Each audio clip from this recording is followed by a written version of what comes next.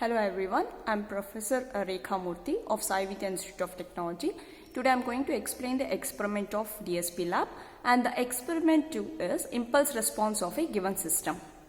So the system which we are going to prefer here is an LTI system, that is a linear time invariant system, for which the impulse response is denoted as h of n and the input is x of n and the corresponding is the output is y of n. So we are going to find out the impulse response h of n with a given value of the input as x of n. As we all know that y of n can be written as x of n convolution with the h of n. So in this program, we are going to write the program for a finite sequence, and that is nothing but results with FIR. Now let's see that how we are going to execute a program for the problem statement 1. This is the first problem statement. Find the impulse response h of n of a given LTI system whose response is y of n, that is equal to 1, 2, 1, 1, 0, minus 1 to an input x of n 1, 1, 1, 1. Also verify the result by using a con operation. That is, here you can observe that both the input and output is of finite. So definitely the impulse response which you are going to obtain is also a finite. So it belongs to FIR. So now to execute this program, we have to make use of the instruction, that is deconv.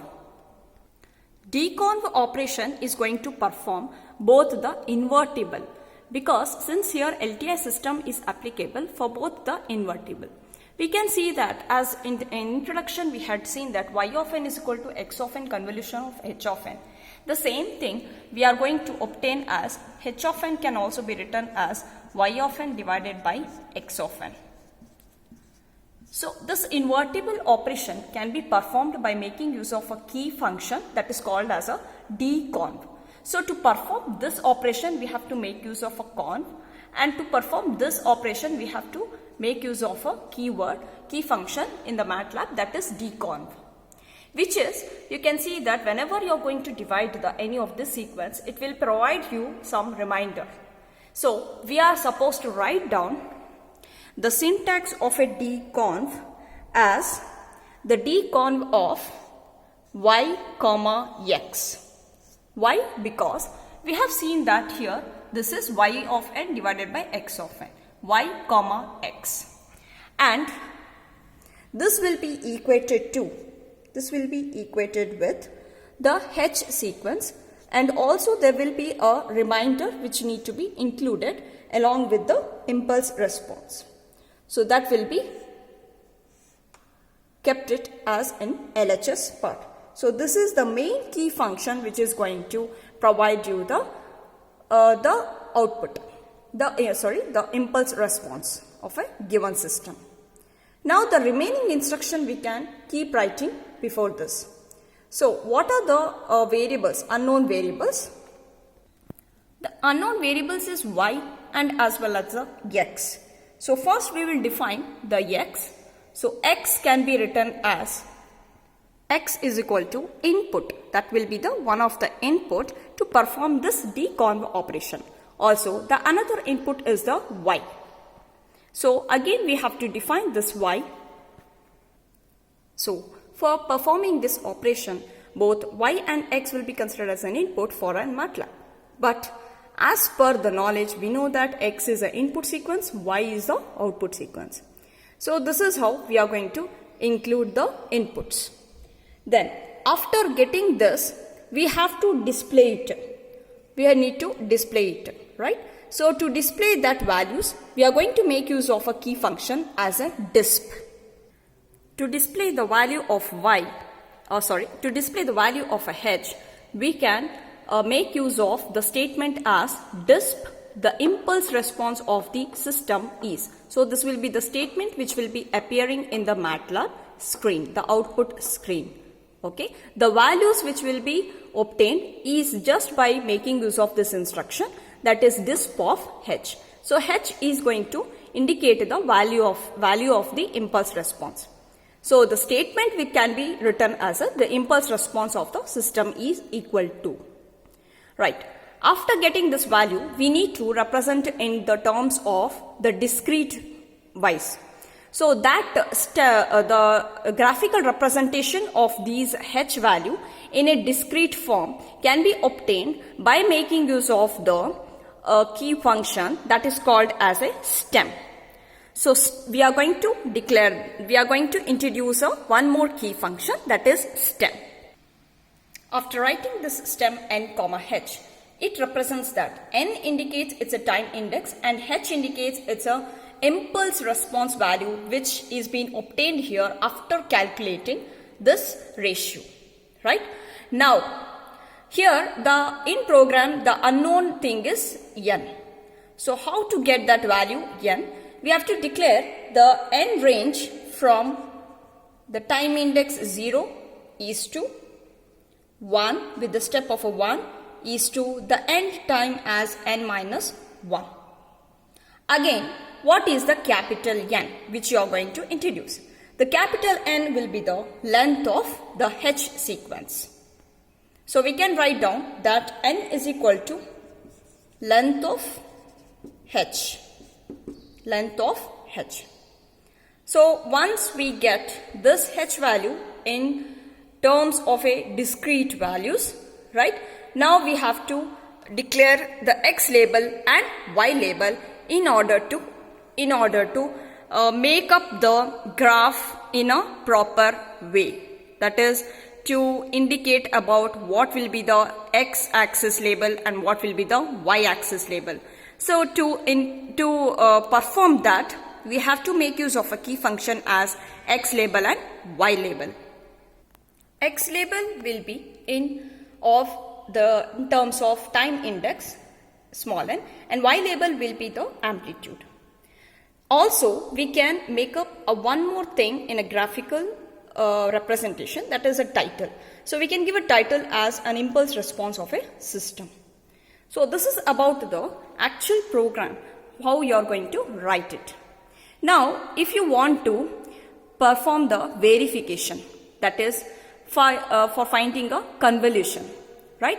So whatever the h parameter which you have got, we have obtained the impulse response.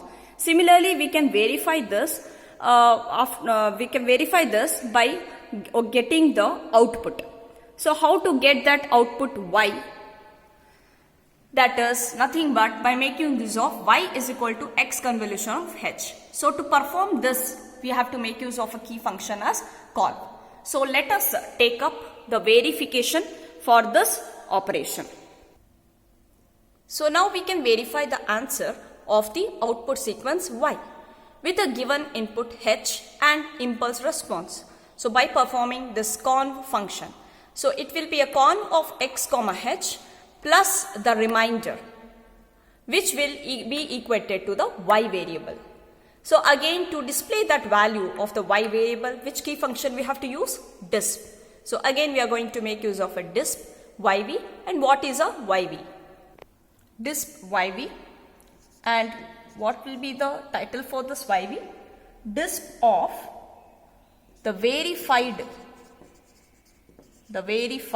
output sequence is equal to. This is how we can complete the program. This will be the problem statement 2 when the LTI system is been described by the difference equation.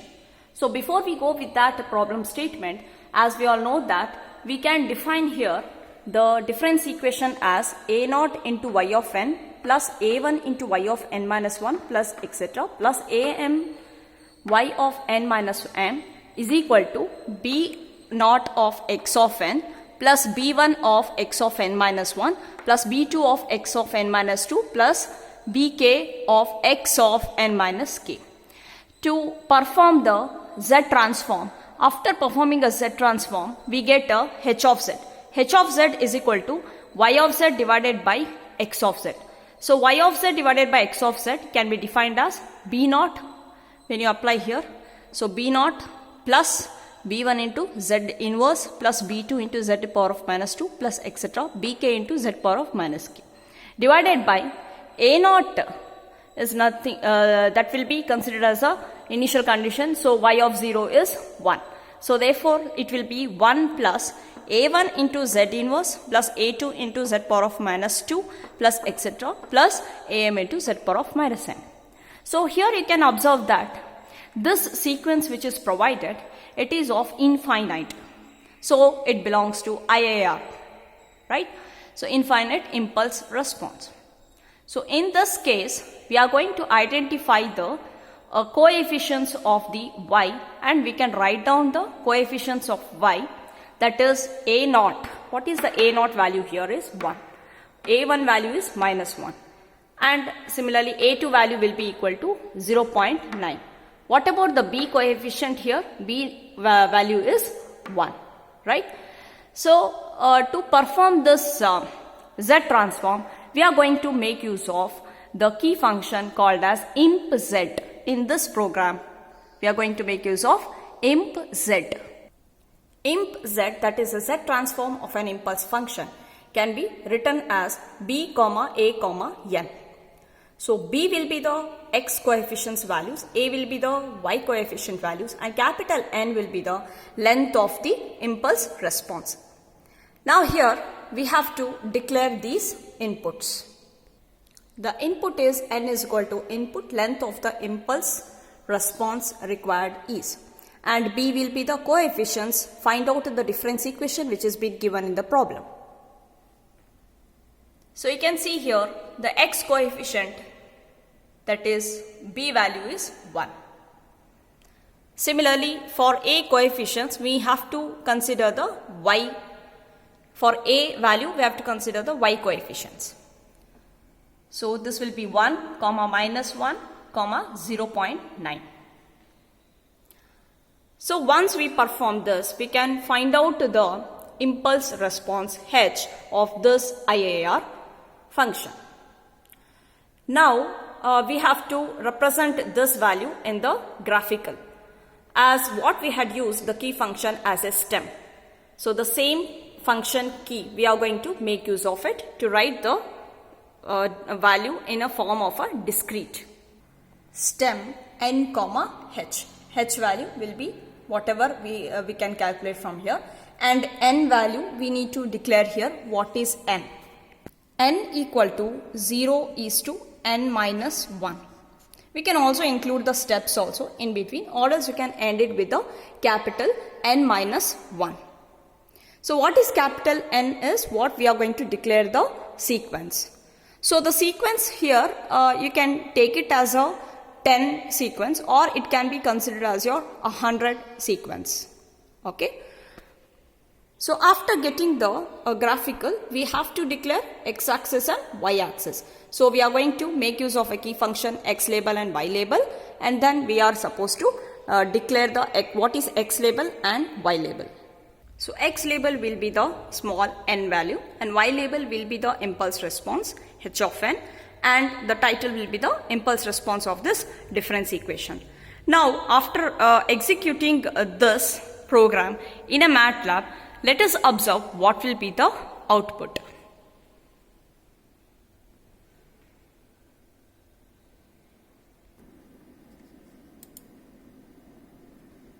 Once you execute the program, we get the output of the sequence y of n of the system. We have to enter the values in the square bracket. That is, in the program it is given 1 space 2 space 1 space 1 space 0 minus 1.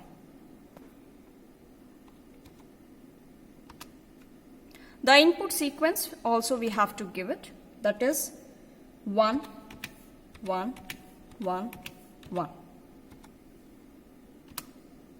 So this will be the impulse response of the system. Impulse response of the system, that is 1 2, that is 1 1 1 minus 1, and the verified output sequence is 1 2 1 1 0 minus 1. The output can be seen in this figure, that is h of 0, the value is 1. h of 0, the value is 1. h of 1, the value is 1. h of 1, the value is 1. h of 2 is minus 1. h of 2, that is minus 1. So this is about the first finite sequence we can obtain the impulse response. Now coming for finding out the impulse response for a difference equation. This is for the second problem statement. After when you execute this, we have to enter the length of the impulse response. So it is of IAR, so we can take up around the 10, capital N value as a 10, because the sequence is given as up to 100 times. So you need not to execute till that. So up to 10 length you can execute it. So we can also see this values for the each particular h of 0, h of 1, h of 2, h of 3 up to h of 9. So these are the different values you can display it only if you see that in a program, if you remove the semicolon here. At the end of this, if you remove the semicolon, then we can view the values of h. Otherwise, we cannot get the h value. Even at the figure, you can see the h of 0 value, h of 1, h of 2, h of 3, up to h of 9. So these values can also be verified by performing the hand calculation. So this is how about the second experiment. Thank you for watching.